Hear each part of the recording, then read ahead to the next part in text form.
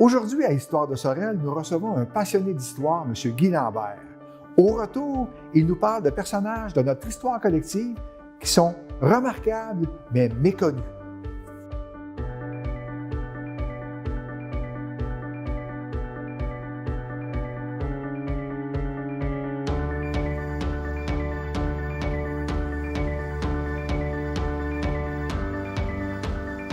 Guy Lambert, bonjour. Bonjour.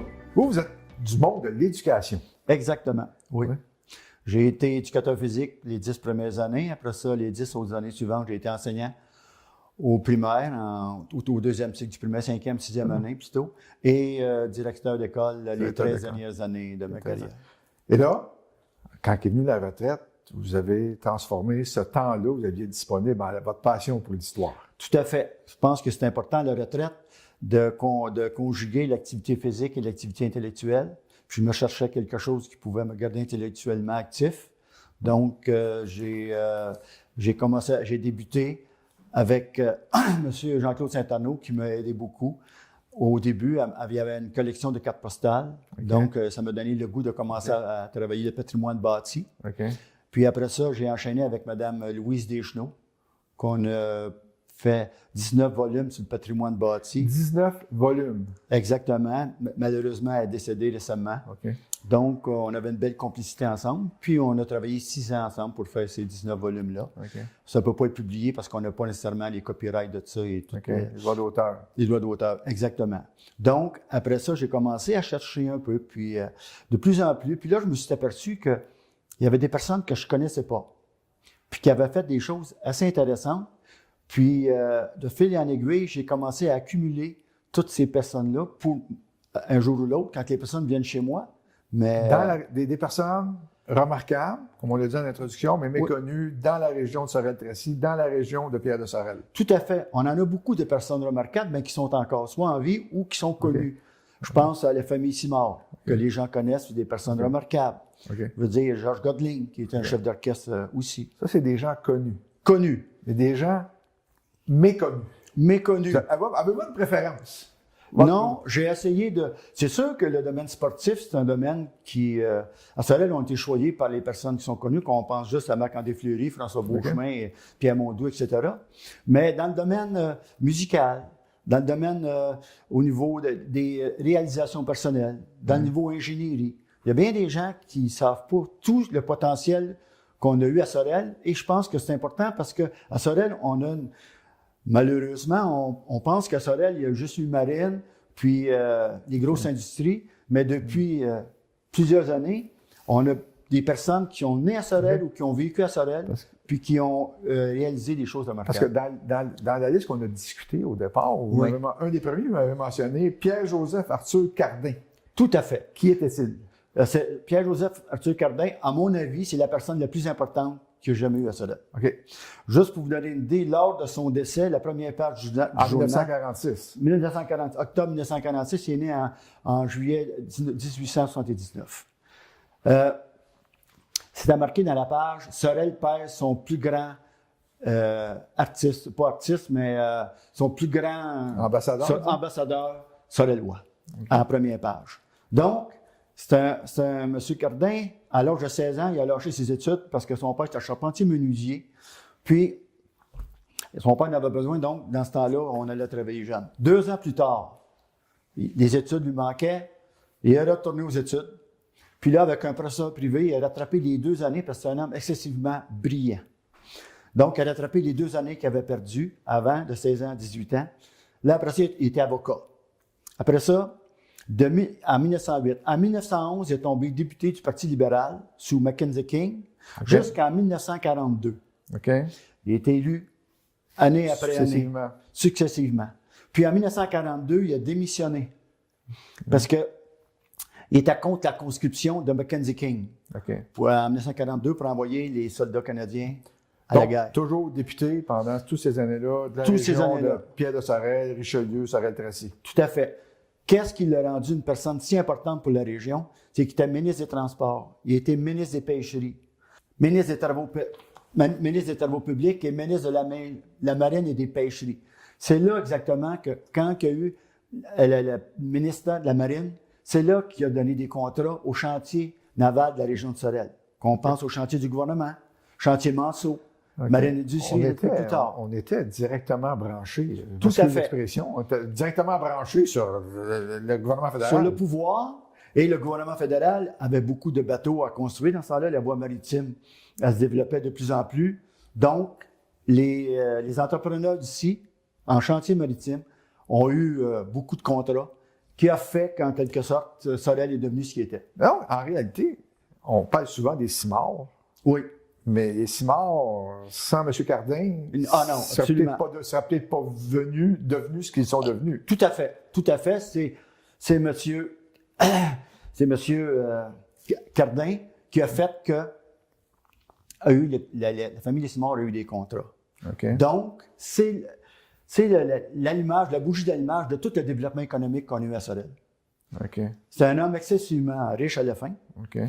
Il avait un bureau d'avocat, je pense. Il était avocat aussi. Non, mais il y avait un bureau d'avocat. Un bureau d'avocat, mais il était ministre aussi. Donc, quand il était ministre, il ne pouvait pas nécessairement être avocat, mais il n'a pas été ministre toute sa carrière. Au début, il n'était pas ministre. C'est vers les années 1928, en commençant, qu'il était ministre. Puis c'est là qu'il y a eu une grande influence au niveau du gouvernement Mackenzie King. Okay. C'est lui, juste pour vous donner une idée, c'est lui qui a fait changer la monnaie canadienne. Qui est devenu? Ouais. Avant, il y avait un billet de banque francophone et un billet de banque anglophone. Donc, lui, il a jumelé les deux ensemble pour faire un billet de banque bilingue. Okay. Donc, c'est lui en 1935 qui a fait faire ça. Juste pour vous donner une idée. C'est bon. Il était d'une générosité sans bon sens. Sur son bureau de ministre, sa secrétaire avait un pot avec des 50 sous. À chaque fois qu'un citoyen venait parce qu'il était en difficulté financière, il donnait un 50 sous à chaque personne qui allait le voir. Puis entre Noël et le jour de l'an, il offrait une paire de souliers à tous les pensionnaires de l'orphelinat de Sorel. Fait qu'on voit toute ça. Donc, c'est quelqu'un de généreux aussi. Très généreux. C'est pas quelqu'un qui n'a travaillé que pour lui, là. Tout à fait, non. Il est né à Sorel, il est décédé à Sorel, à la maison qui est connue comme le château des Simard à Sainte-Anne-de-Sorel. C'était sa maison avant la maison des Simard. C'est M. P.J.A. Cardin qui restait là. Avant d'aller à notre personnage suivant, selon mes notes de lecture, les notes d'entrevue, il y a un mont Cardin en Colombie-Britannique. Il y a un mont Cardin? Oui. Ah, je ne sais pas, probablement, ça se peut que ça soit en son honneur. OK, oui, il y a le mont Cardin qui est en son honneur. Qui est en son honneur en Colombie-Britannique. Ah, bien, regardez. Juste pour vous donner une idée de l'importance que cet homme avait. Puis en 1928, ils ont fait un classement des personnes, les Canadiens français les plus influents à leur race. Dans les 20 personnes au niveau du Canada, P.J.A. Cardin est le 4e. Le 4e. Il ne faut pas oublier, là, il y en avait d'autres. Le maire Gouin, il vient de Sorel aussi. Camillien Houd, maire de Montréal, il était devant ces personnes-là, en ordre de priorité. Donc, d'après moi, c'est la personne la plus importante. Tout un personnage. Ah oui. Puis, je pense qu'il a fait une influence, la grande influence de la ville de Sorel. L'autre personnage, on va aller dans le domaine culturel. Le deuxième personnage que vous m'avez mentionné, qui pour moi a été une découverte, c'est Pierre-Joseph non, je m'excuse. Jacques Baudry, je m'excuse. Il n'y a pas de problème. Ça a été Jacques Baudry, j'ai regardé dans ma liste, ça a été Jacques Baudry. Un chef d'orchestre, un musicien extraordinaire.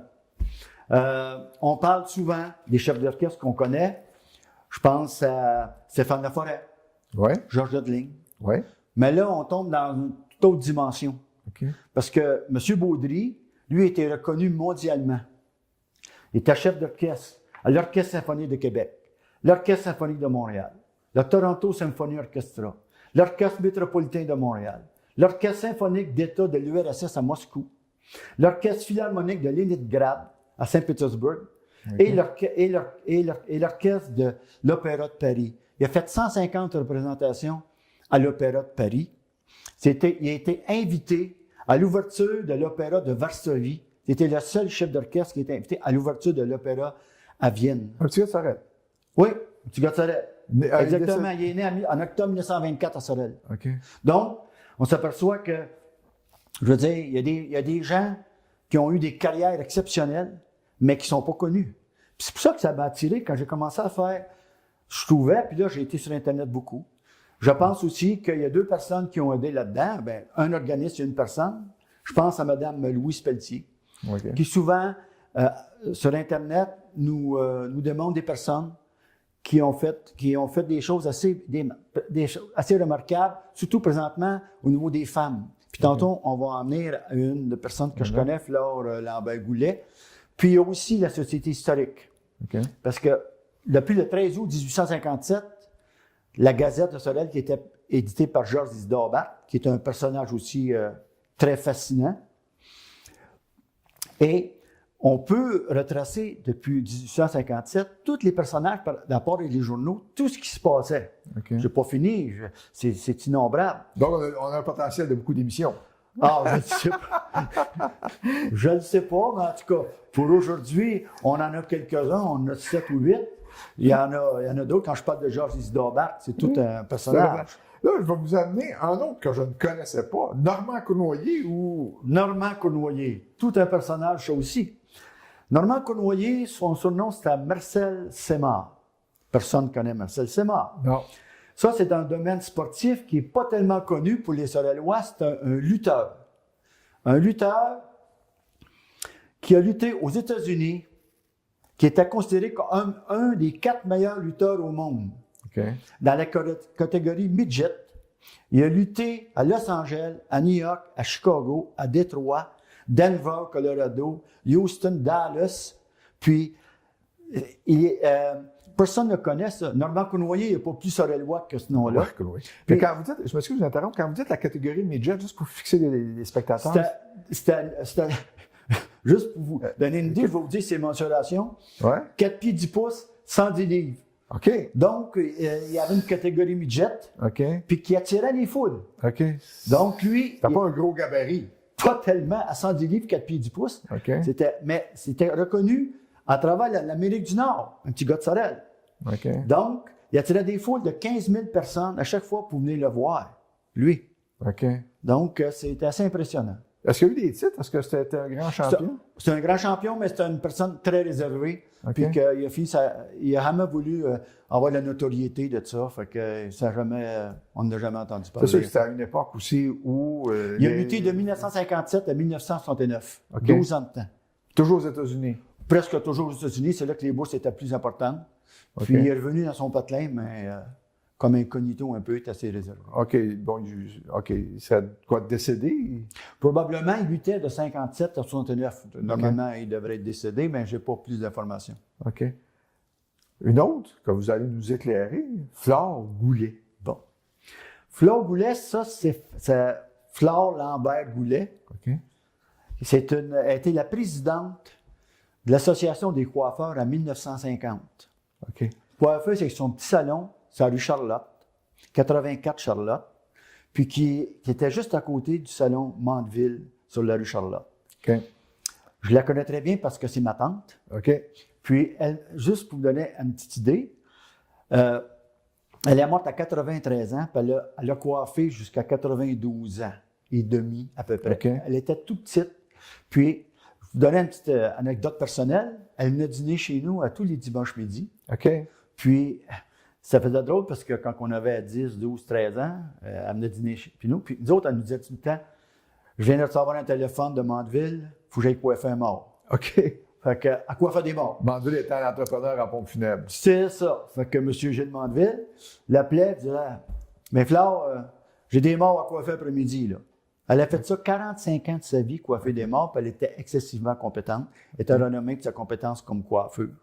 Donc, un petit salon de rien, c'est à rue Charlotte, qui était présidente de l'Association des coiffeurs du Québec en 1950. On peut penser qu'il y avait beaucoup je ne vais pas dire le mot placotage, mais dans un salon de coiffeur comme celui-là, ça devait circuler. Ça devait être un point de rencontre phénoménal. Je pense que c'est encore comme ça. Je pense que le salon de coiffeur, c'est souvent, les coiffeurs, c'est des psychologues aussi, parce qu'ils entendent souvent un petit peu de toutes sortes de choses, mais je veux dire, elle était renommée pour ça, puis elle a gardé ses employés 20-30 ans. Puis c'était tout petit, il y avait 1 ou 2 employés seulement. puis elle a été présidente de l'Association des coiffeurs, puis elle était dans les mondanités aussi. Dans les mondanités. Oui. Un autre qui m'a surpris, que je ne connaissais pas, encore une fois, Théodore Joseph Lafrenière. Oui. Qui est-il? Théodore Joseph Lafrenière, c'est un ingénieur. C'est un ingénieur qui a gagné un trophée Fuller en 1940. Lui, il s'est occupé de la qualité de l'eau. À Sorel ou ailleurs? Partout au Québec. OK. Puis même, il était reconnu aux États-Unis parce que c'est un homme excessivement brillant. Juste pour vous donner une idée, il est honoré pour avoir pris part éminent aux travaux de purification de l'eau, surveillance des aqueducs, contrôle des maladies transmises par l'eau et l'amélioration générale des facteurs se rapportant à l'hygiène publique. C'est une personne que j'ai trouvée dans le journal puis qui a fait son cours au Mont-Saint-Bernard. Okay. T.J. Lafrenière. Personne ne connaît, mais c'est encore une personne qui a sorti du monde de Sorel par sa compétence. OK. Au Mont-Saint-Bernard, c'était un collège qui était ici, qui a été... Oui, collège classique. C'était un collège classique à l'époque des collèges classiques. Tout à fait. Après ça, c'était les frères de Sainte-Croix. Après ça, c'était les frères des écoles chrétiennes. Il y avait beaucoup d'élèves américains qui venaient au collège ici parce que c'était une renommée. Puis, malheureusement, quand on parle de patrimoine bâti, il a été démoli, une bâtisse extraordinaire, au même titre que le bureau de poste. Okay. Puis c'est là qu'est l'emplacement maintenant de la polyvalente Fernand Lefebvre. OK, donc c'est sur les lieux de Fernand Lefebvre. Exactement, exactement. Okay. Quand on parle du Mont-Saint-Bernard, c'est parce que quand on monte un petit peu à la polyvalente, c'est une petite montagne de rien. Fait qu'il appelle ça le Mont-Saint-Bernard. Il appelle ça le Mont-Saint-Bernard.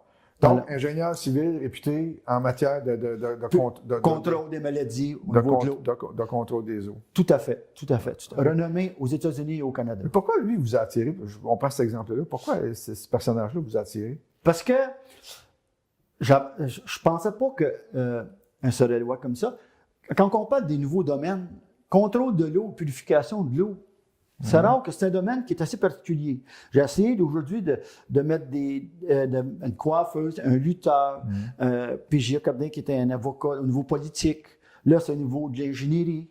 J'ai essayé de prendre des domaines où, au niveau de Sorel, on a rayonné partout, mais comme je vous ai dit tantôt en introduction, personne ne sait ça. Puis ça l'aide aussi, je pense, à avoir une meilleure image de notre ville.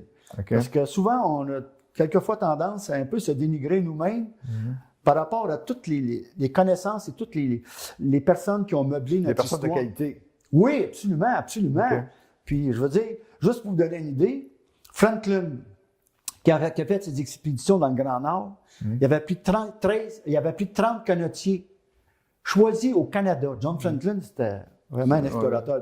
Sur les 30, il y avait 13 canotiers de Sorel. OK, ouais. 13 canotiers de Sorel. OK. Donc, c'est pour vous donner une idée, 13 sur 30 qui viennent de la ville de Sorel parce qu'ils étaient reconnus comme des canotiers experts. Experts et d'une endurance remarquable. On avait une bonne réputation. Tout à fait, tout à fait, tout à fait. On change. Toujours dans nos personnages méconnus. Claude Lagacé. Ça aussi, ça m'a... Écoutez, il faut que je prenne des notes. Je vais vous avouer sincèrement, je suis allé de découverte en découverte. Découverte en découverte. C'est un organisme, un maître de chapelle. Oui. Lui, il était l'auteur d'un traité pédagogique sur la polyphonie classique. On s'entend que j'ai été voir le dictionnaire, qu'est-ce que c'est une polyphonie classique. Pas tout à fait dans ma culture. La polyphonie, c'est des chants qu'il y a plusieurs personnes qui chantent en même temps. C'est lui qui a un traité de ça. Il était l'auteur aussi. Il était organiste à la Basilique Notre-Dame. Il était professeur à l'Université Laval. Il a participé à la rédaction d'un cahier d'information sur la recherche en éducation musicale. Aussi, il a joué de l'orgue devant Jean-Paul II à la Basilique Notre-Dame de Québec. Pour vous donner une idée. Puis, il a été aussi... il a travaillé aux États-Unis, beaucoup à Woonsocket, à Toledo, puis professeur au Georgian Institute of America après avoir obtenu un diplôme de cette institution en 1960. Comme on dit, il est né à Sorel le 1er mai 1917.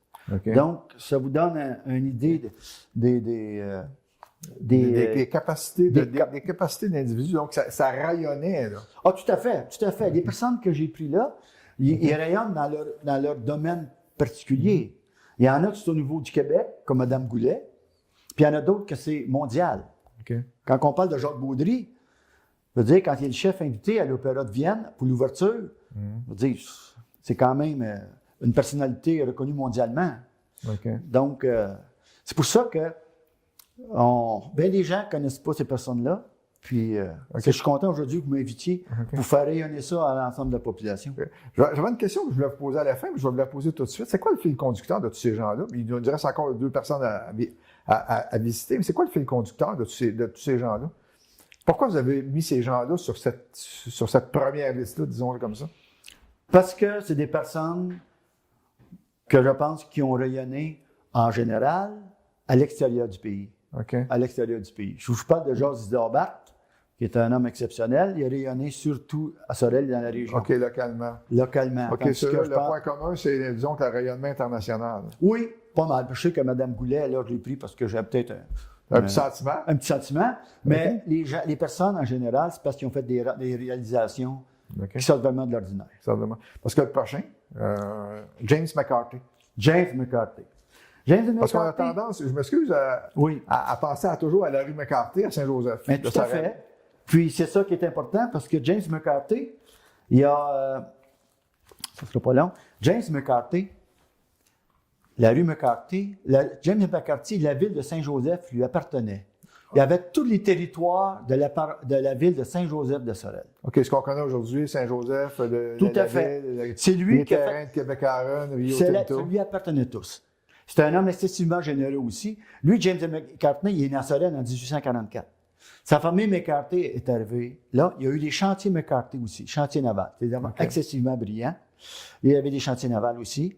Et c'est lui qui a quadrillé les premières rues comme la rue McCarthy, toutes les autres rues. C'est lui qui les a fait un premier quadrillage, James McCarthy. C'est ça qu'on s'entoure McCarthy parce qu'il y a une rue à son nom. S'il n'y avait pas une rue à son nom, on s'en souviendrait pas. On s'en souviendrait pas. Puis là, il a donné un terrain pour l'église et le cimetière à Nérin. Le grand terrain, il l'a donné au curé de cette paroisse-là. Il était un homme excessivement important. Et juste pour vous donner une idée, lui, il a rayonné beaucoup aux États-Unis. Il faisait partie du cercle des avocats de New York, du cercle des banquiers de New York. Donc, il y avait des contacts un peu partout.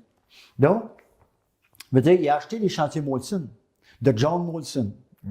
Il a acheté les premiers chantiers. John Molson est arrivé ici, puis les premiers bateaux qui étaient construits par John Molson, c'était des bateaux en bois, les premiers bateaux en bois. Puis pourquoi il s'est installé à Sorel? Pour 2 raisons. Premièrement, la rivière Richelieu qui offrait une protection pour le fleuve Saint-Laurent, puis les hivernage. Puis deuxièmement, la première ressource, c'était du pain blanc. Ici, on était réputé pour avoir du pain blanc en quantité, puis tout prêt.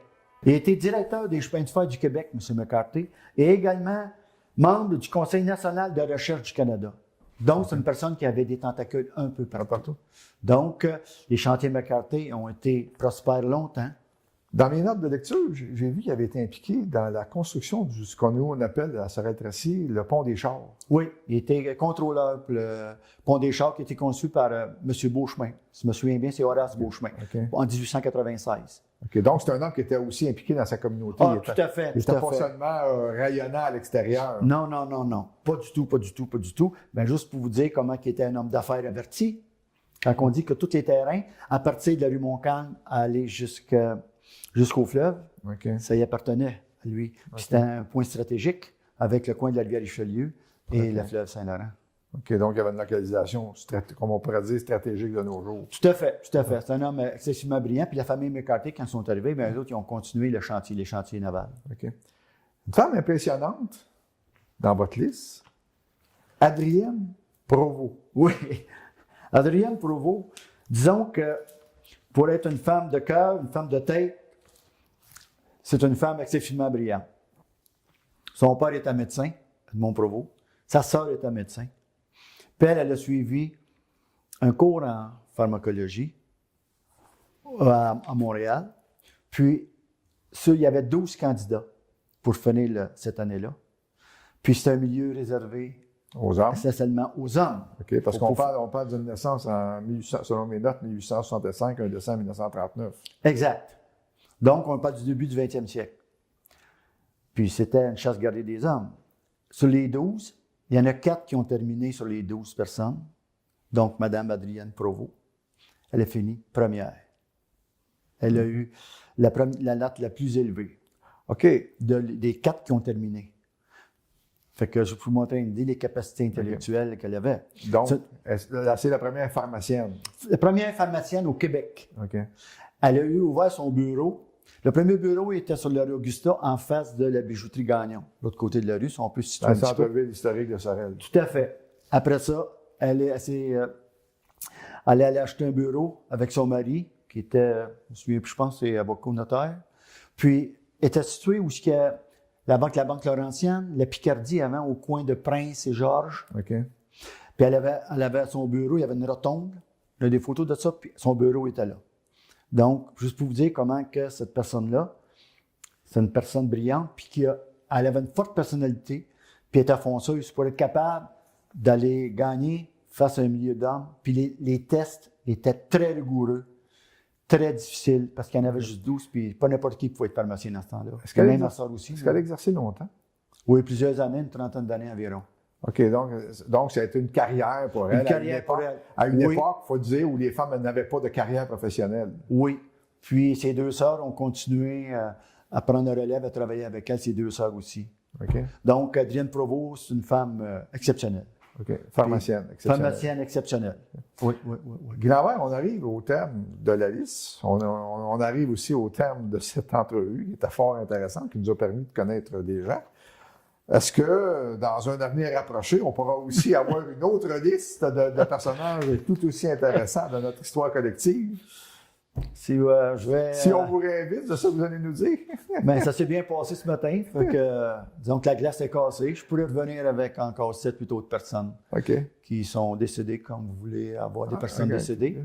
Je pourrais revenir si ça intéresse la majorité des gens. C'est très intéressant. Écoutez, comme je vous mentionnais tantôt, c'est très intéressant. Personnellement, je n'ai qu'appris au travers des différents personnages. Tant mieux, j'espère que ça va être la même chose pour nos résidents de Sorel, puis qu'il y ait une certaine fierté de notre ville. Oui. Pour les spectateurs en général. Pour les spectateurs en général, puis ça continue tout le temps. Sur Internet, j'en ai toujours des personnes qui mettent de nouvelles choses. Puis là, moi, ça me ressource.